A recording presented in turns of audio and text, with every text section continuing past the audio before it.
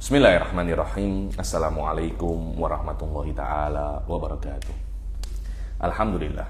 Alhamdulillahirabbil alamin wassalatu wassalam ala sayyidil mursalin wa ala alihi wa sahbihi wa man tabi'ahum bi ihsanin ila yaumiddin. Nawaitu ta'alluma wa ta'lim wa naf'a wal intifa' wal ifadah wal istifadah wal hatha ala tamassuki bi kitabillahi ta'ala wa sunnati rasulihi wa du'a ilal huda wa dalalata alal khairi wa bigha'a mardatihi wa qurbihi wa thawabihi subhanahu wa ta'ala. Allahumma faqihna fid din wa alimna ta'wil. Rabbi shrah li sadri wa yassir li amri wahlul 'uqdatam min lisani yafqahu qawli waj'al li wazira min ahli. Bismillahirrahmanirrahim. Alhamdulillah. Ahlan wa sahlan bil jami'. Di dalam daurah yang baru dan di dalam ilmu yang sudah biasa saya ajarkan, yaitu ilmu fikih, dan di dalam kitab yang selalu dikaji di dalam banyak sekali pondok pesantren, dan kitab menurut saya kitab yang wajib bagi yang ingin mempelajari fikih Syafi'i menurut menurut cara-cara yang benar, yakni matan yang dipakai di seantero di semua tempat sama ada, tempat itu akademik atau non akademik. Jika suara tidak selesa, cakap ya, saya stay karena Ustadz Hasan tidak ada, jadi saya sendiri. Kitab ini kitab yang sangat penting sekali. Bahkan Dr. Amjad Rashid mengatakan kepada saya, kitab Syarah Ibn Qasim yang akan kita pelajari ini lebih elok daripada kitab Yaqutun Nafis. Yakni maknanya kitab Syarah Ibn Qasim ini, jika ada orang yang ingin belajar awal-awal, lebih baik menggunakan Syarah Ibn Qasim dulu, baru masuk ke Al-Yaqutun Nafis. Dan bagi para pelajar yang sudah mempelajari Yaqutun Nafis bersama saya, sama ada yang ikut daurah atau hanya mengikuti melewati YouTube, maka akan sangat mudah sekali ketika ingin mempelajari Syarah Ibn Qasim ini. Alhamdulillah, sebelum kita mulai, saya mengucapkan bagi para pelajar Indonesia, alhamdulillah pemilu sudah selesai. Mari kita sama-sama fokus di dalam belajar. Insya Allah semoga siapapun yang menang di dalam pemilu kali ini bisa membawa Indonesia ke yang lebih baik. Amin amin ya robbal alamin. Alhamdulillah, di kelas pertama ini biasanya saya masih belum masuk kitab. Saya hanya ingin ngobrol, cakap-cakap saja, kemudian manhajul kitab dan yang lain-lain. Daurah kita akan mempelajari kitab Syarah Al-Allamah Ibn Qasim Al-Ghazi. Ini adalah nuskhah yang dulu saya gunakan, nuskhah yang dulu saya gunakan ketika saya masih mengajar di Jordan dulu. Saya menggunakan nuskhah ini untuk mengajar para pelajar-pelajar Turki daripada madhab Syafi'i, karena Turki itu 70% Hanafiyul madhab, 30% Syafi'iyul madhab. Jadi saya mengajar yang budak-budak atau pelajar-pelajar Syafi'inya saja.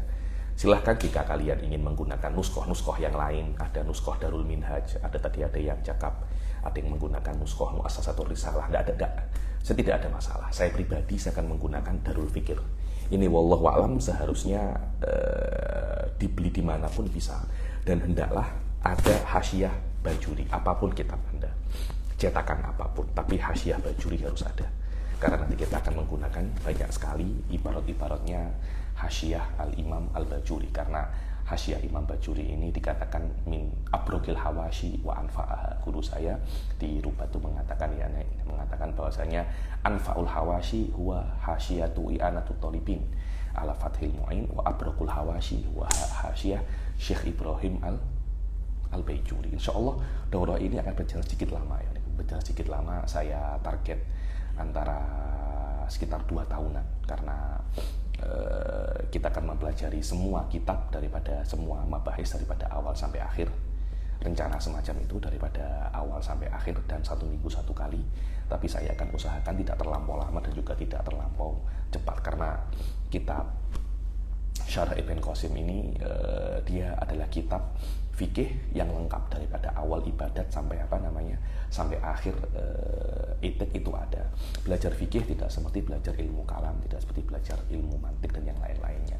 Belajar fikih itu kena sabar sekali. Saya mengalami belajar fikih itu 7 tahun, setiap hari saya belajar fikih. bahkan mungkin satu hari itu 2-3 kali, dan itu berjalan selama 6-7 tahun.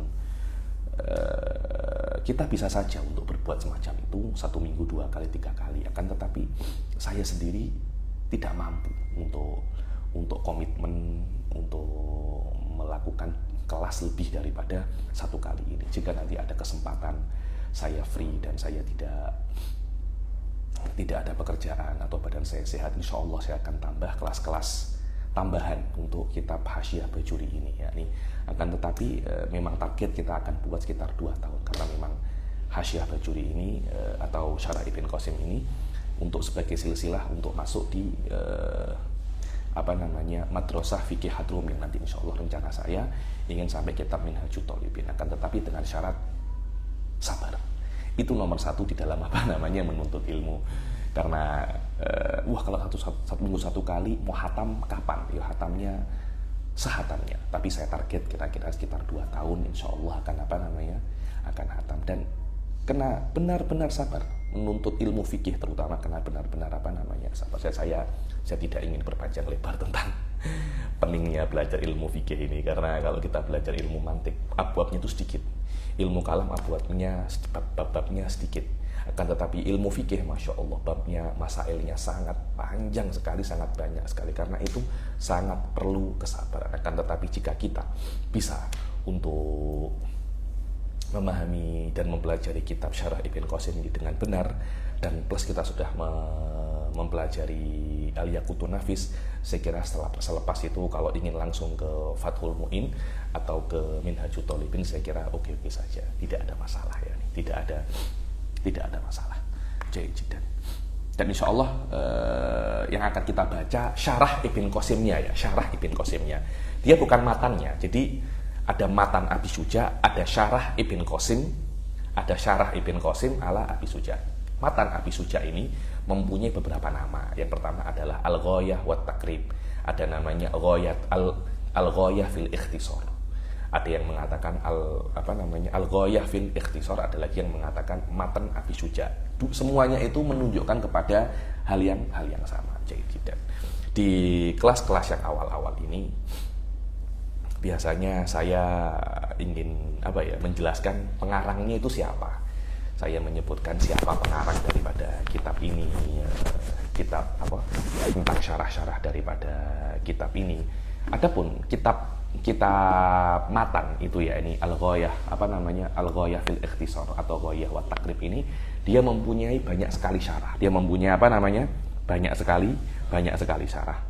Di antara syarahnya yang terkenal itu yang saya biasanya dipelajari di Rubat itu ya ini Al-Iqna fi Halli Al-Fadi Abi Syuja. Ini karangan Al-Khatib Asy-Syirbini. Ini di Rubat juga dipelajari. Ya, ini kalau kalian mau membuat ini sebagai bahan murojaah, tidak ada masalah. Kemudian juga ada ini Kifayatul Akhyar fi Halli Ghayatil Ikhtisar, kepunyakan Taqiyuddin Abi Muhammad bin Abdul Mu'min Al-Khisni. Ini juga diantara syarah daripada matan matan Abi Syuja. Dan ada beberapa syarah-syarah yang lain. Di antaranya adalah Tuhfatul Labib fi Syarhit Takrib. Tuhfatul Labib fi Syarhit Takrib, dan ini adalah karangan daripada Ibnu Daqiqil Aid. Ada lagi kitab ini Fathul Qorib Al-Mujib. Kemudian ada lagi kitab namanya Umdatun Nuddar fi Tashihi Ghayatil Ikhtisar, karangan Ibnu Qadi Ajlun. Kemudian An-Nihayah fi Syarhil Ghayah, karangan Abdul Fadl Waliyuddin Al-Basir.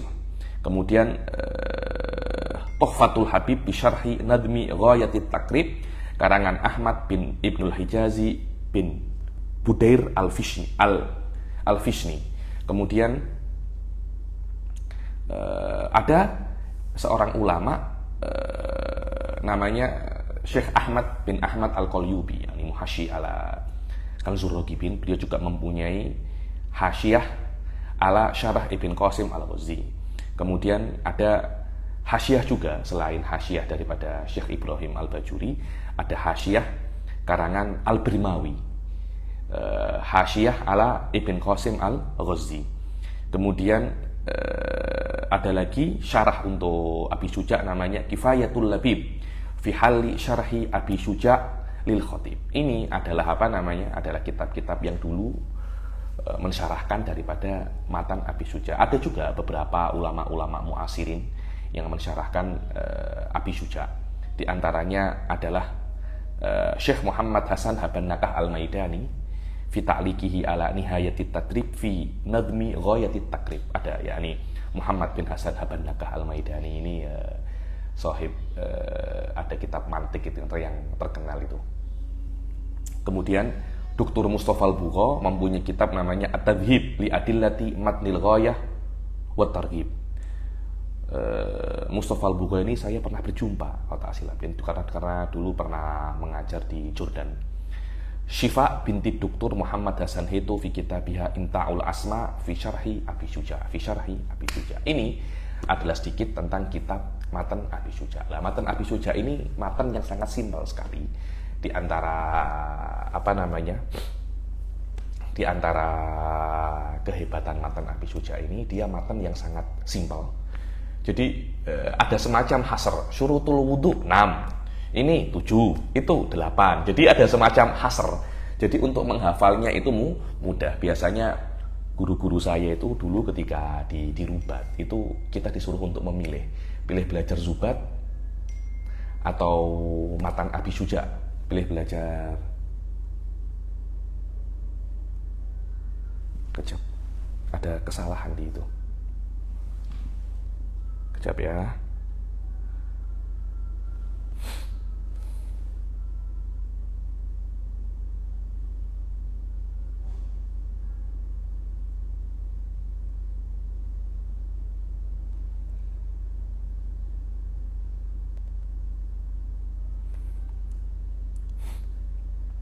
Bisa untuk masuk. Kejap ya. Soalnya tidak ada Hasan, jadi saya itu bingung. Untuk live ini saya tidak ada yang bantu, jadi saya minta maaf untuk kelas yang pertama ini. Oh oke, boleh. Live ini saya tidak ada yang bantu, jadi saya minta maaf untuk kelas yang pertama ini. Oke, di tempat saya oke saja, tidak ada masalah. Live ini.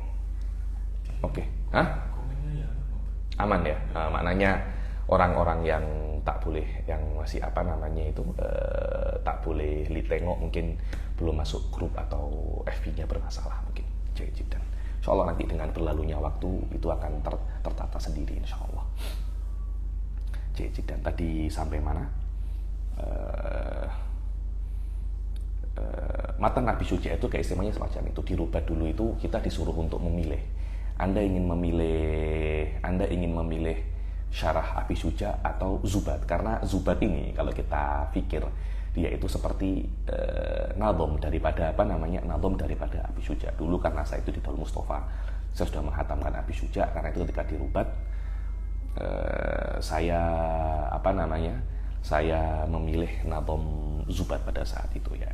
Dan pengarang daripada kitab matan Abi Syuja ini, nama beliau tadi saya ringkas, namanya adalah Syihabuddin Ahmad Ibnul Husain Ibn Ahmad Al-Asfahani. Lukiba bi Abi Syuja wulida bil Basrah sanata 434. Dibilang nama beliau adalah Syihabuddin Ahmad Ibnul Husain bin Ahmad Al-Asfahan. Asfahan itu sekarang ini adalah kota yang ada di Iran, yang ada di di Iran. Lukiba bi Abi Syuja. Lah, masalahnya apa di dalam terjemahnya Qadhi Abi Syuja ini? Terjemahnya itu sangat ringkas sekali. Dan banyak ulama-ulama tidak menerjemahkannya. Jadi saya tadi jumpa mu'alif kitab Abi Syuja, sebuah risalah singkat yang ditulis oleh Dr. Abdul Hakim Anis. Sudah saya share itu. Dr.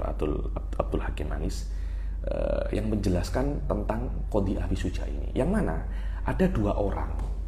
Jadi Qadhi Abi Syuja ini sering tersilap orang, dengan makna ulama-ulama yang menerjemahkan Qadhi Abi Syuja ini selalu tersilap orang dengan makna ada orang lain yang namanya juga Abu Syuja.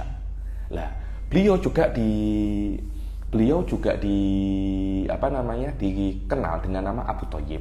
Lah, ada wazir Abi Suja, ada menteri Abi Suja, ada kodi Abi Suja. Ini adalah dua orang yang berbeda. Tapi karena dua-duanya namanya Abi Suja, jadi ketika ada orang menerjemahkannya dikira yang wazir itu adalah kodi. Kemudian ada Abu Thayyib.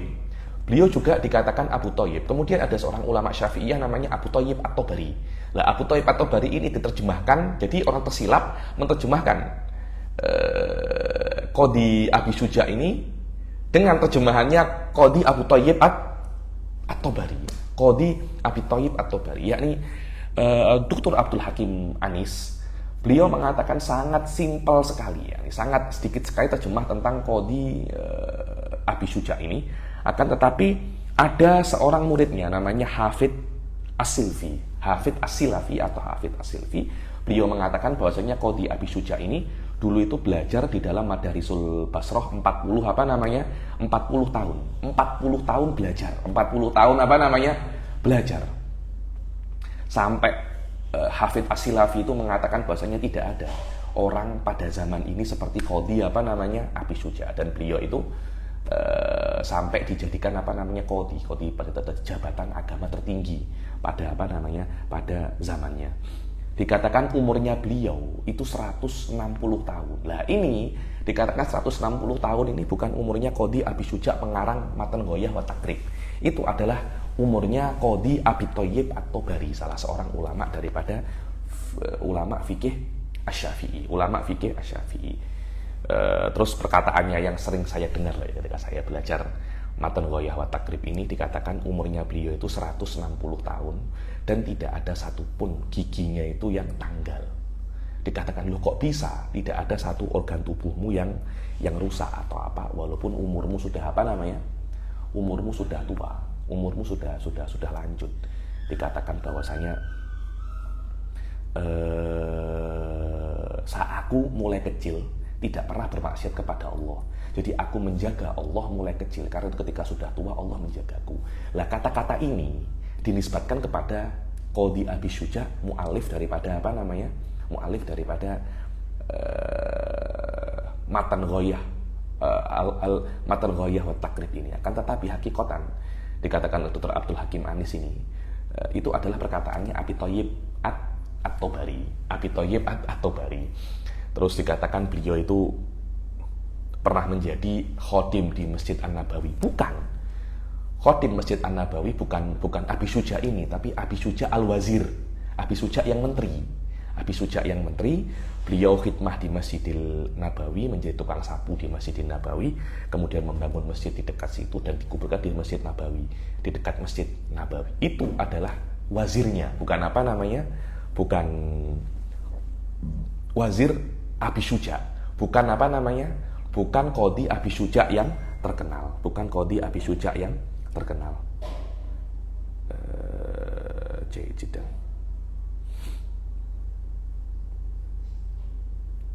Ya, Suftiglan.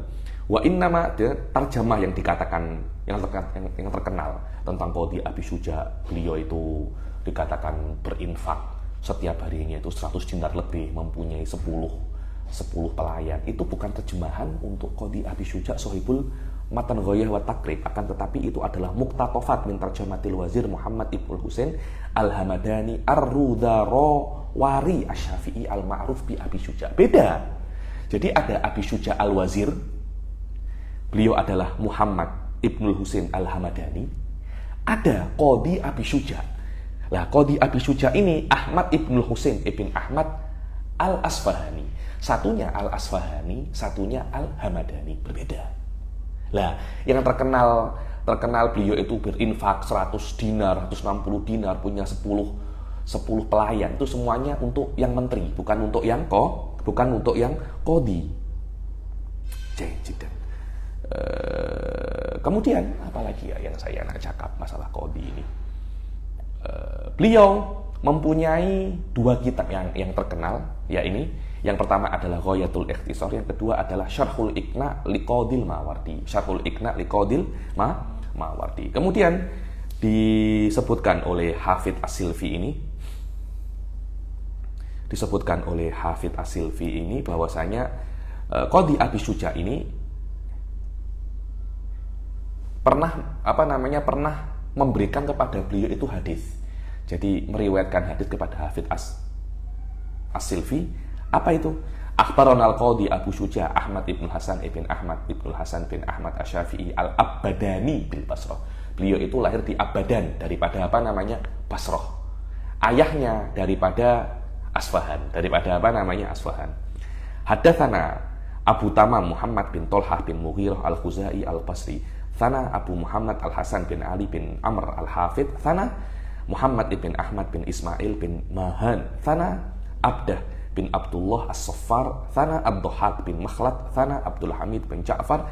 Thana Abi an Mahmud ibn Labid an Uthman bin Affan anna Nabi sallallahu alaihi wasallam man bana lillahi jalla wa azza masjidan banallahu ta'ala lahu fil jannati mithlah.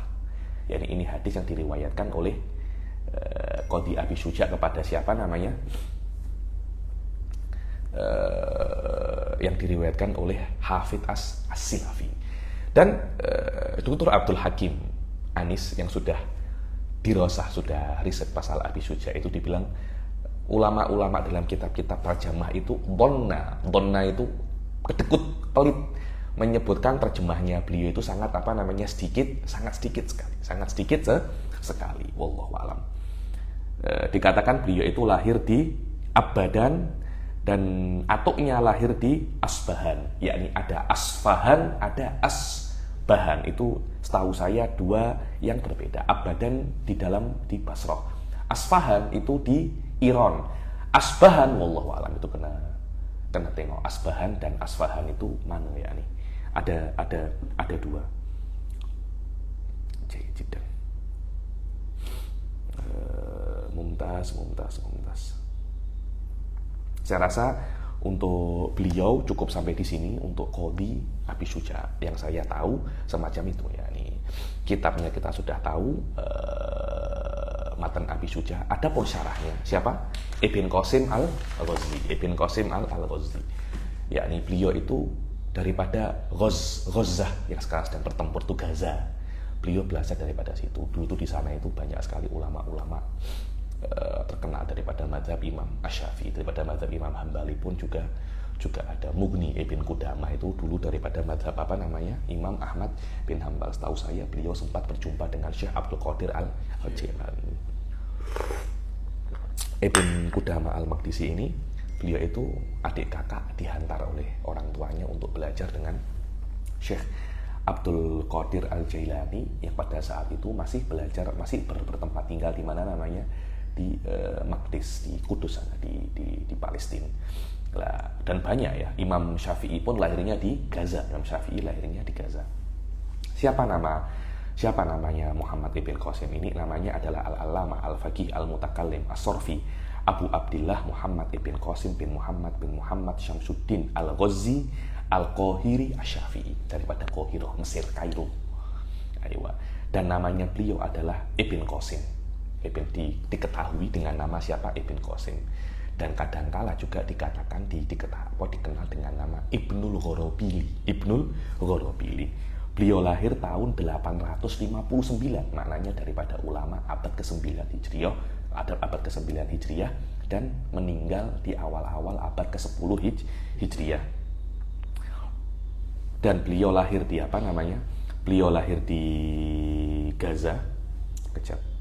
Beliau lahir di Gaza. Dan beliau kejap ya. Mana tadi tuh?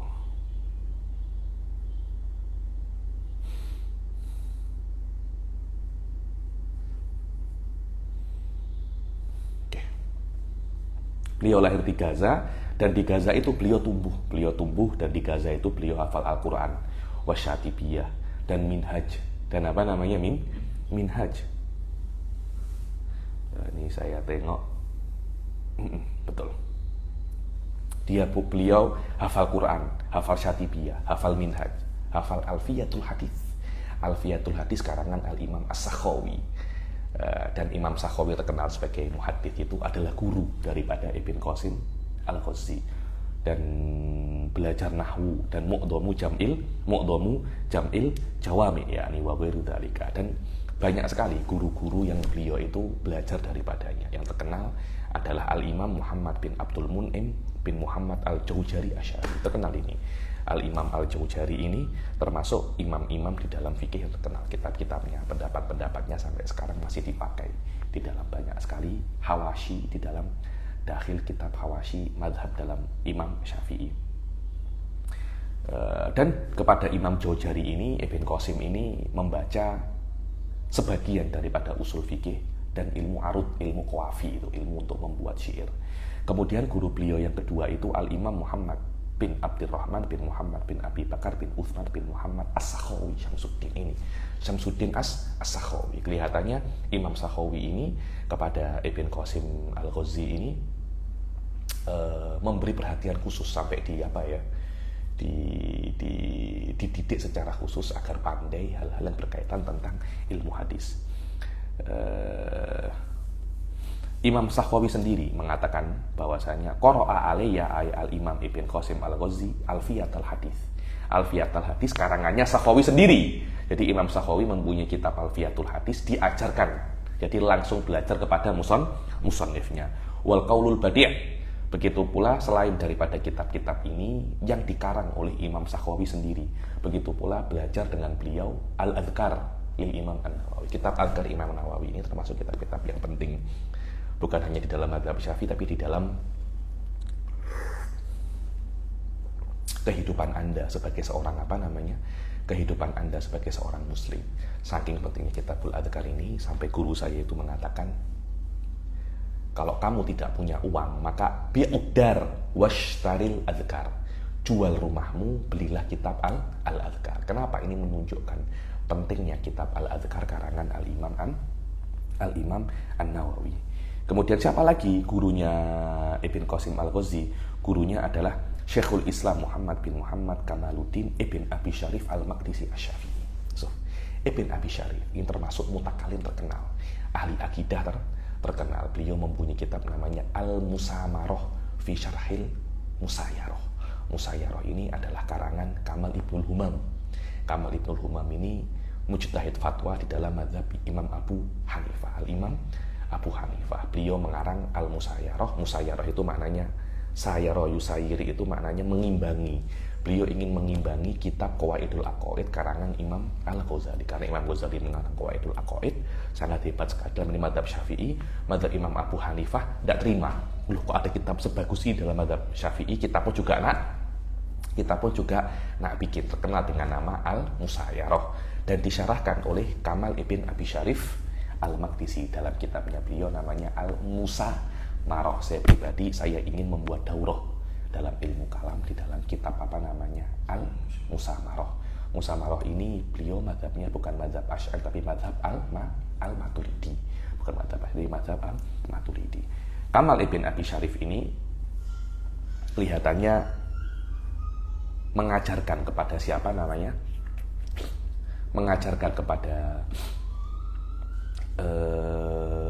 Ibn Qasim Al-Ghazi ini bab yang berkaitan tentang ilmu kalam. Karena itu nanti Anda akan melihat Ibn Qasim Al-Ghazi ini mempunyai kitab syarah hasyiyah atau syarah lil Aqaid An-Nasafiyah. Ya, ini saya pun terkejut ya nih.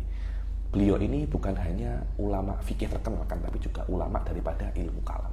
Karena itu kitab-kitabnya beliau sangat disukai dan sangat kuat, yakni sampai kitab Ibn Qasim Al-Ghazi ini, syarah Ibn Qasim ini kan namanya kan Fathul Qorib atau syarah Ibn Qasim atau Al-Qaulul Mukhtar fi syarhi Al-Ghayatil Ikhtisar.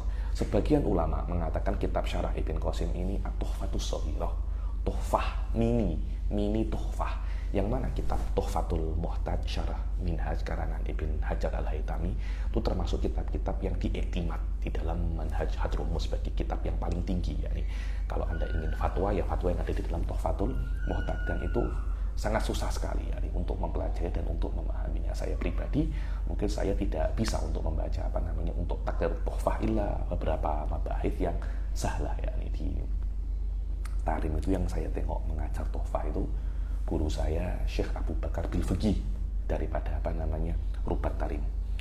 Jadi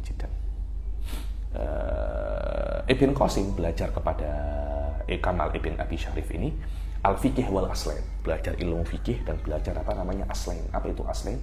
Usul fikih dan usuluddin. Wah, qawi jiddan. Karena itu Anda akan melihat Ibn Qasim ini musyarikun fi jami'il ulum. Dia bisa di dalam segala bisa di dalam segala ilmu. Dan juga belajar syarhul mahali ala jam'il jawami kepada Kamal ibn Abi Syarif. Wa wasafahu bil alim al mufannin an nihrir, dan Ibn Qasim memuji gurunya ini bukan ulama biasa, ini an-nihrir, ini mufannin, makna mufannin yang alim di dalam banyak sekali fan. Kemudian beliau belajar juga dengan seorang ulama besar dalam mazhab Syafi'i, cuma banyak orang yang tak kenal. Kita sebagai anak rubat tahu beliau, terutama di dalam ilmu faraid. Siapa itu? Muhammad bin Ahmad al-Ghazali ad-Dimishqi.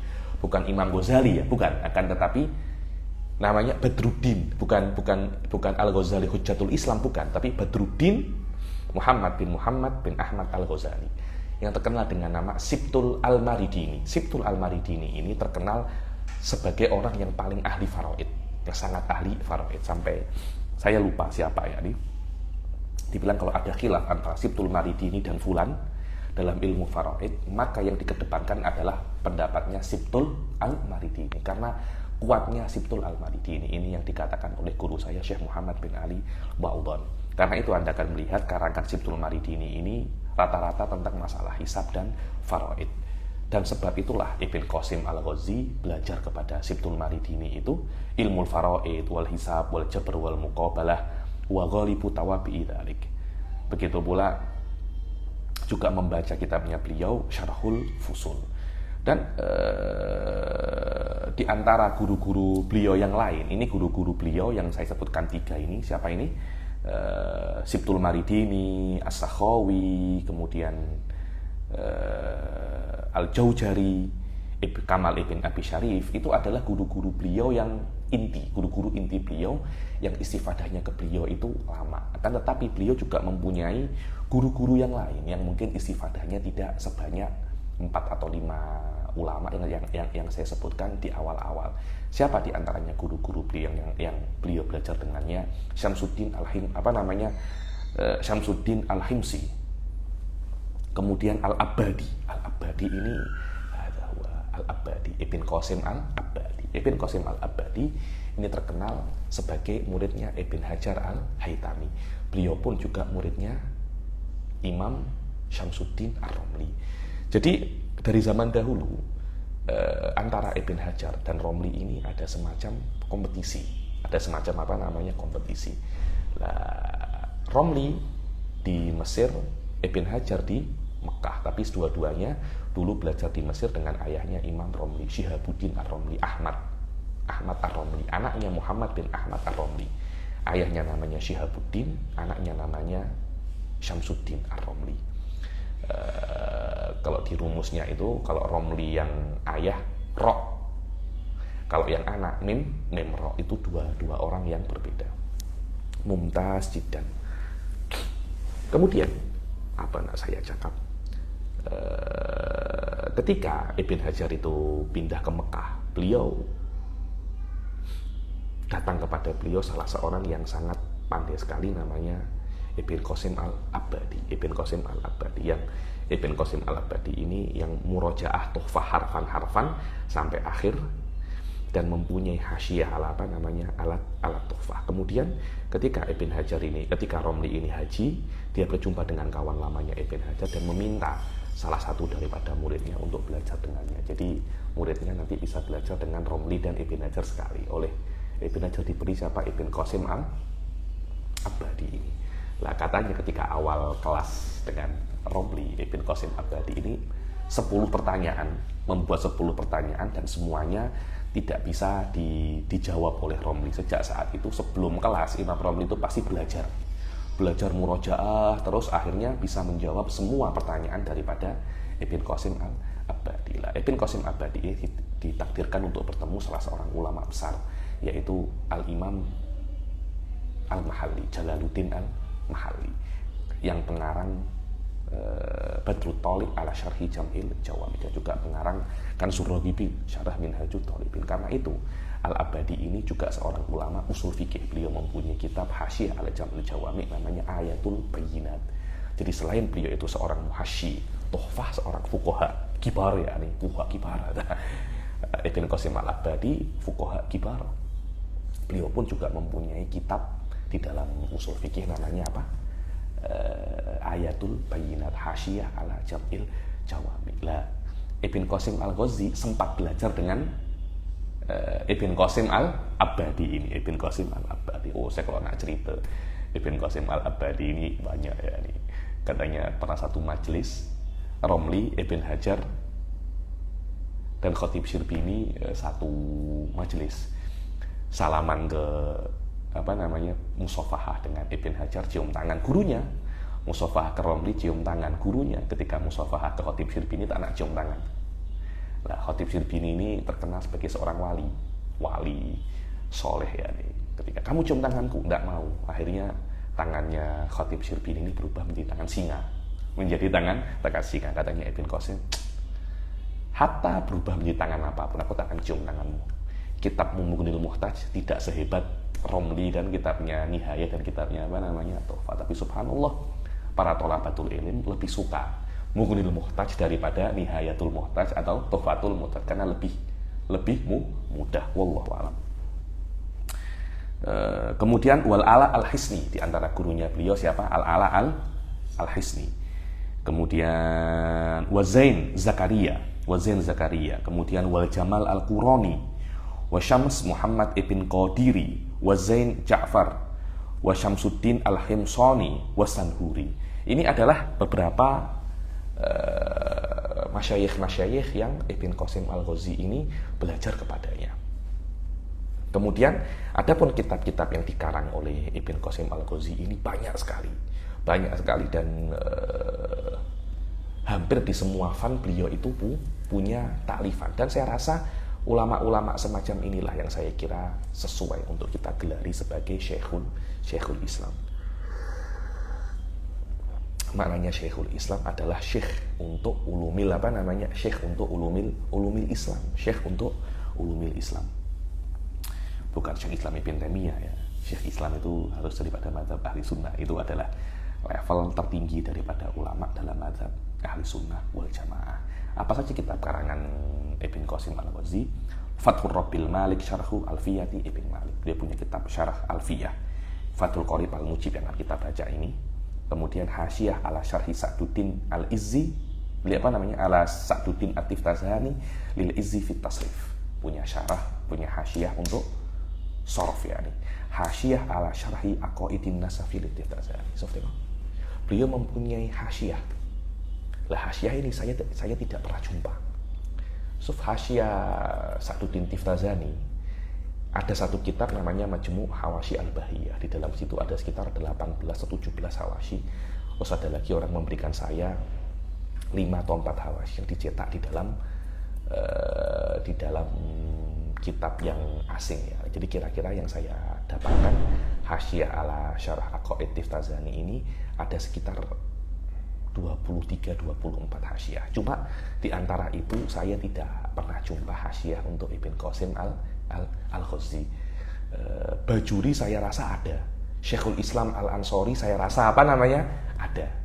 Cuma Al-Ghazi ini saya tak pernah jumpa. Mungkin masih makhtut atau apa ya. Syarhul Minhaj ini pun tak ada. Syarah Minhaj untuk Ibn Qasim Al-Ghazi saya belum pernah jumpa. Al-Qaulul Wafi li Syarhi Aqaidin Nasafi ini pun saya juga belum pernah jumpa. Syarah untuk akidah Nasafiyah, bukan hasyiah tapi syarah.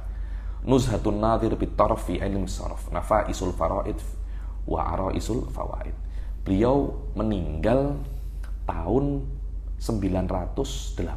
Lahir tahun berapa beliau? Lahir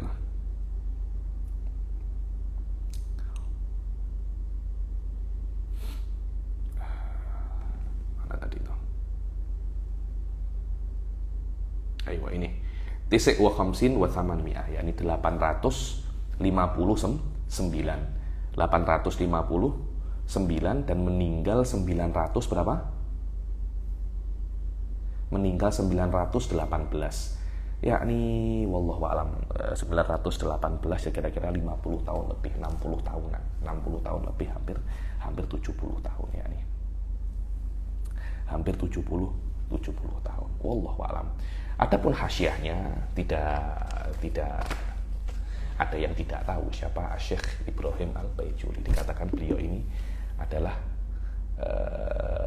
Syekhul Azhar yang ke-19, yakni Syuyukhul Azhar, bukan Unas Adiin ya.